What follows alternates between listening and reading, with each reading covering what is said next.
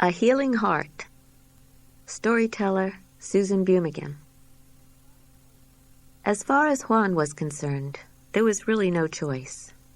As a surgeon in his homeland of deeply troubled El Salvador, he felt it was his sacred duty to heal the sick.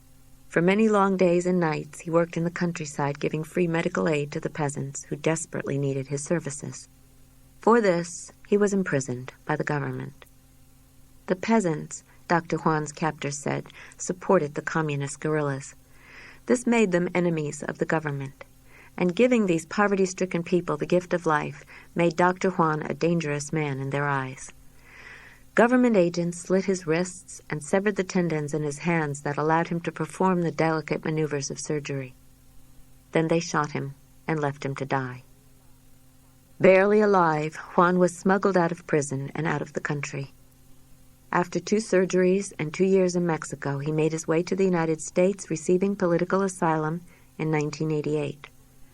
Although capable of giving basic medical treatment, his damaged hands would never again master the fine details of surgery.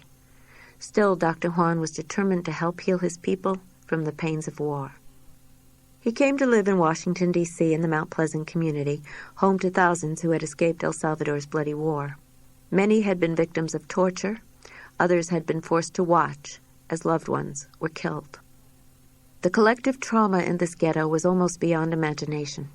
Dr. Juan saw that the physical wounds, bad as they were, paled by comparison with the spiritual and psychological damage these people had suffered. As executive director of La Clínica del Pueblo, he began to train displaced, uneducated people to provide basic health care services to each other. When he began, the clinic was only open on Tuesday nights. Today, more than 100 volunteer health care workers serve 7,000 residents a year on a full-time basis, providing free health care to 60 to 70% of the Washington, D.C. Latino community. In addition to health care, people are given access to counseling services so they can begin to heal their minds and souls as well as their bodies. One of Juan's greatest challenges happened one day as he walked his rounds in Washington, D.C. A drunk man who seemed to recognize him staggered to his side. It was the same man who had slit his wrists, crippling his agile surgeon's hands forever. It was Arturo from the torture squad, the one who had shot him and left him to die. Juan stood in stunned silence for a moment. But all he saw in this broken man was more member of his devastated community, greatly in need of healing. He looked Arturo directly in the eye and said, "I'm still doing the same work I did before the torture cell. As a physician, I offer to help you too." Arturo experienced a deep healing that day, and it was a tremendous moment for Juan as well.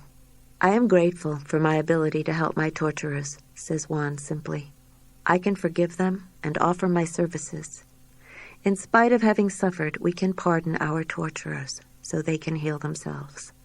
He adds, "People like Arturo need a special love. They need more compassion. And they need a democratic system like the one in the United States to relearn how to be human again." As for Arturo, he had never known it would be possible to respect another human being so deeply. When he sees Juan in the streets, he always says, "How are you, doctor?" And his admiration is clear. At La Clínica del Pueblo, there are many echoes of the old community in the new. Once a new patient entered the doctor's office for treatment. She suddenly gasped, asking, "Juan, is it you? This must be a dream. I thought you were dead." Dr. Juan's eyes filled with tears. "Maria Manjivar, I can't believe you are alive," he said. Years ago, Juan had met Maria in El Salvador's war-torn countryside. He had trained her to be a surgical nurse, to take bullets out of the bodies of relatives and friends. Now, so many miles away, they would once again work together at the clinic, healing wounds of the spirit.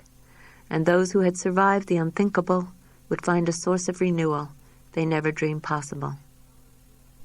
When the power of love overcomes the love of power, then there will be true peace. Sri Chinmoy. By giving our lives, we find life. Storyteller Mark Grossman. For the migrant farm worker, each day was endless. Each night he was exhausted and often hungry. His life stood in stunning contrast to the comfortable lives of the families who savored the fruits of his labor. In a land that promised plenty, migrant farm workers in the 60s had no voice, no rights, and no protections. Cesar Chavez knew their troubles firsthand. A migrant farm worker, he was small, soft-spoken, and low-key, a guy you could easily lose in a crowd. But this gentle giant woke up the drowsy conscience of the most powerful country in the world.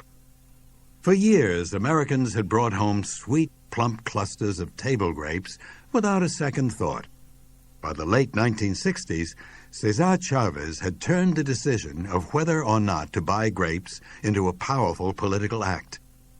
This quiet man with dark Indian features had changed the ordinary act of buying groceries into an opportunity to help others by exercising the power of socially responsible buying habits. Farm workers had been trying to organize a union for more than 100 years. In 1965, they began a bitter 5-year strike against grape growers around Delano, California. 2.5 years later, in the hungry winter of 1968, with no resolution in sight, they were tired and frustrated. Cesar decided to ask for help. He believed that if people in communities throughout the nation knew about the needless suffering of farm workers, they would rise to the occasion and do what they could to help. Taking a bold leap of faith, Cesar invited consumers to join in solidarity with his United Farm Workers, UFW. He asked them to send a message to the grape growers by boycotting California table grapes. The boycott began slowly, but built steadily over the next couple of years. First California, then the rest of the nation and even Canada joined in support of the strikers. In the meantime, some of the strikers had become impatient. To some of them, particularly some of the young men, the boycott seemed too little, too late. They began murmurings of violence. Some wanted to strike back. By fighting back, they thought they could prove their machismo, their manliness. But Cesar rejected that part of Hispanic culture that tells our young men that you're not a man if you don't fight back. He decided the time was ripe for a powerful lesson in nonviolence. The boycott had followed the tradition of Cesar's hero, Mahatma Gandhi, whose practice of militant nonviolence he embraced. And now, like Gandhi, Cesar announced that he would undertake a fast as an act of penitence and as a way of taking responsibility